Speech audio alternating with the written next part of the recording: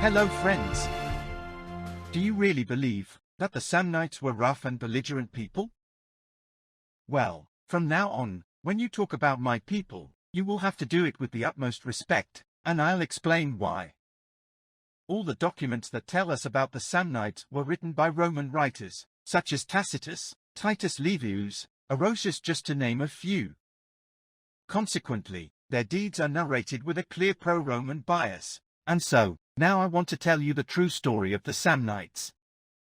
In the first millennium before Christ, we Samnites lived in the central southern part of the Italian peninsula, called by ourselves Safinim, and, consequently, we called ourselves Safinees.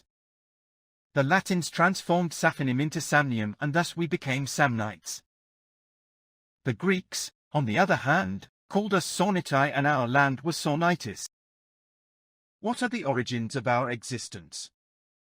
We come from the lands of the Sabines, of which we are the descendants, and, at the same time, we are the result of a migratory phenomenon that originated from the regions of mainland Greece and the islands of the Aegean Sea, and which manifested itself during the 8th century before Christ.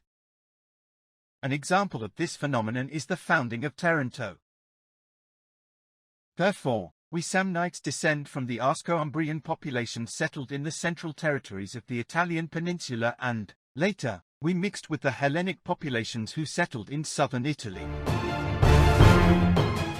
Between the 6th and 5th centuries before Christ, we Samnites were now the undisputed masters of the territory, as we were brave warriors, as well as being shepherds. I must admit that we immediately fell in love with the sweet and verdant valleys that extend at the foot of the Samnium Mountains, and we decided that these lands were ideal for the Ver Sacrum, or the Holy Spring. What was the Ver Sacrum? Well, when an adverse event occurred, for example a plague or a succession of unfortunate events, a community of our people decided to consecrate the firstborn, born in the spring period, to the god Mamertes, better known by the name of Mars, so that he would help. As opposed to the barbaric customs of other peoples, the human lives of these creatures were respected.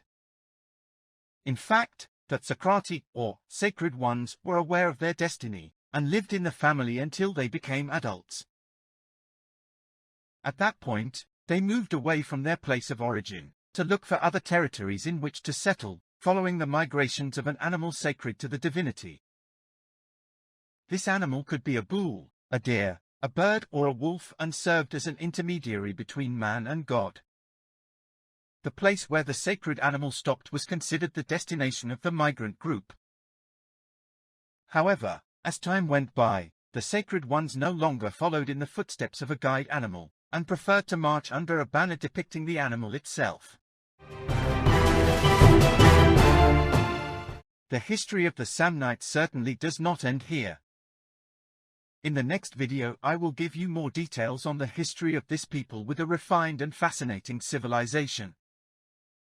In the meantime, if you want to know more, I suggest you read the book by Gianfranco de Benedictis, The Samnites, A Denied Story,